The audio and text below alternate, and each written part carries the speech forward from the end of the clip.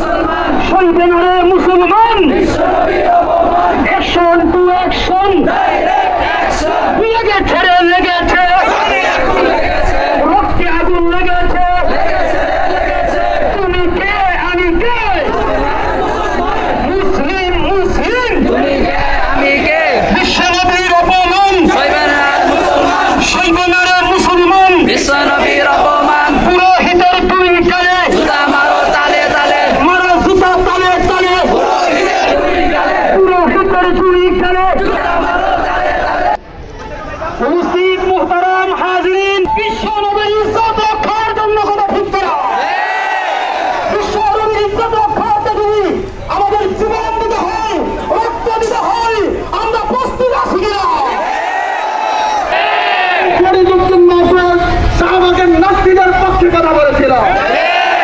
এই ফরিদউদ্দিন মাসুদ যেহেতু নাস্তিকদের পক্ষে কথা বলেছিল, আমরা জানি নাস্তিকদের পক্ষপাতিত্ব করলে সেও নাস্তিক হয়ে যায়, কাফেরদের পক্ষে কথা বললে সেও কাফের হয়ে যায়। এই ফরিদউদ্দিন মাসুদ যেহেতু আমাদের কলিজার টুকরা নবী মুহাম্মদুর রাসূলুল্লাহ সাল্লাল্লাহু আলাইহি ওয়াসাল্লামের ইজ্জতের উপর যখন আঘাত করা হয়েছিল, এর প্রতিবাদ জানাইতে পারে নাই। অথচ আমরা দেখেছি যখন সাহাবাগের নাস্তিকেরা আমার নবীর কলিজার টুকরা নবীর ইজ্জতের উপর আঘাত করেছিল, শুধু তাই নয়, এই সাহাবাগী নাস্তিক এই ফরিদউদ্দিন মাসুদ ওই সাহাবাগের মঞ্চ থেকে বলেছিল আল্লামা দেলোয়ার হোসেন সাঈদের ফাঁসি চাই। যেহেতু সে নাস্তিকদের পক্ষ নিয়েছিল, কাজেই এই ফরিদউদ্দিন মাসুদ একজন নাস্তিক। আমরা লক্ষ্য করেছি বাংলাদেশের মধ্যে একটা নামকরা দল, বাংলাদেশের মধ্যে একটা নামকরা দল ইসলামী শাসনতন্ত্র মুফতি ফয়জুল করিম আজকে সে স্পষ্টভাবে বলেছে যে সে আমার তালই হয়। কাজে আমরা জানি নবীজি সাল্লাল্লাহু আলাইহি ওয়াসাল্লামের চাচা হওয়ার পরেও ঈমান গ্রহণ না করে সে জাহান্নামে নবীর ছেলে হওয়ার পরেও সে জাহান্নামী হয়েছিল। কাজেই কে কার তলায় হয় সেটা আমরা জানি না। আপনি একজন নাস্তিকের পক্ষে কথা বলেছেন, একজন বেঈমানের পক্ষে কথা বলেছেন। আমরা বলি আপনাকে জাতির সামনে ক্ষমা চাইতে হবে। আল্লাহ তাআলা আমাদের সবাইকে সঠিক বুঝ দান করুন বলি আমি। সামিয়াতুল কুরআন ও সুন্নাহ ইসরাফিল কমপ্লেক্সের সম্মানিত মুহতামিম মুফতি সালমান ফারসি দামাত বরকাতুহুম বক্তব্য দিবেন এবং দোয়া করবেন।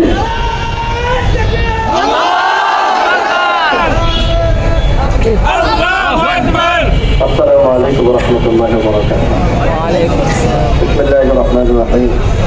النبي أولى بالمؤمنين من أنفسهم. صدق الله العظيم. সম্মানিত তাওহীদি জনতা, আমরা এখানে আজকে একত্রিত হয়েছি জুমার নামাজের পরপরই খাবার দাবার বাদ দিয়ে এখানে চলে আসছি। কেন আসছে এটা আমাদের সকলের জানা। এখানে আমার আগে আমার সম্মানিত সহকর্মীবৃন্দ, আমার ভাইয়েরা অত্যন্ত জোরালো বক্তব্য দিয়েছেন, আপনারা সকলে শুনেছেন। আসলে ঘটনাটা যেটা ঘটছে এটা আপনারা অনেকেই হয়তো জানেন না। সাধারণত ঘটনাটা গত আগস্টে ভারতের এক হিন্দু পুরোহিত, মানে হিন্দু ঠাকুর আছে না, ঠাকুর, এই ঠাকুর মুহাম্মদুর রাসূলুল্লাহ সাল্লাল্লাহু আলাইহি ওয়াসাল্লামের চরিত্র নিয়ে খুব বেশি বাজে মন্তব্য করে, নোংরা মন্তব্য, যেটা শোনার মতো ধৈর্য পৃথিবীর কোন ইমানদারের নাই। এই বক্তব্যটা সমর্থন করেছে নরেন্দ্র মোদীর যে দল বিজেপি, সন্ত্রাসী সংগঠন। এই বিজেপির এক সংসদ সদস্য এটাকে সমর্থন করেছে। সমর্থন করার পর নরেন্দ্র মোদীর দল এটার কোনো প্রতিবাদ করে নাই।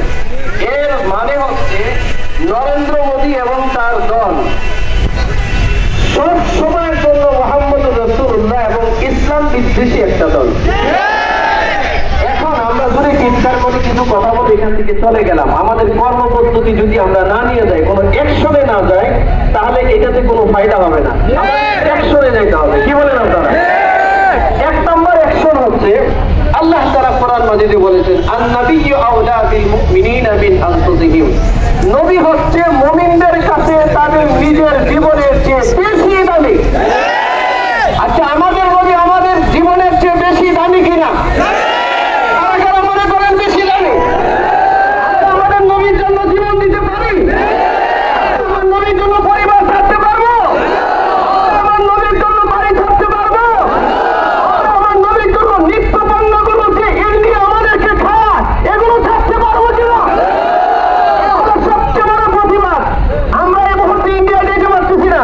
আমরা এই কিছু মানুষের কথা ইন্ডিয়া শুনবে না, কিন্তু সারা পৃথিবীর মুসলমানরা যেভাবে জেগে উঠেছে, আমাদের এই চেহারাগুলো ইন্ডিয়ার নরেন্দ্র মোদী না শুনলেও, দেখলেও না শুনলেও, ইসলামী সরকার এত আলম সবুজ গম্বুজের নিচে বসে বসে আমাদের চেহারাগুলো দেখতেছে। সম্মানিত হাজরিন, আমাদের অ্যাকশন হলো, আমাদের এই মুহূর্তে যেটা জরুরি দরকার, আমরা সবাই নবীকে ভালোবাসি, মহব্বত করি, সব ঠিক আছে। আমরা, আমাদের বন্ধুরা বলেছেন ইন্ডিয়া এই সমস্ত কাজগুলো ধারাবাহিকভাবে চালিয়ে নিয়ে আসতেছে, আমাদেরকে ধারাবাহিকভাবে গাজওয়াতুল হিন্দের দিকে ডাকছে।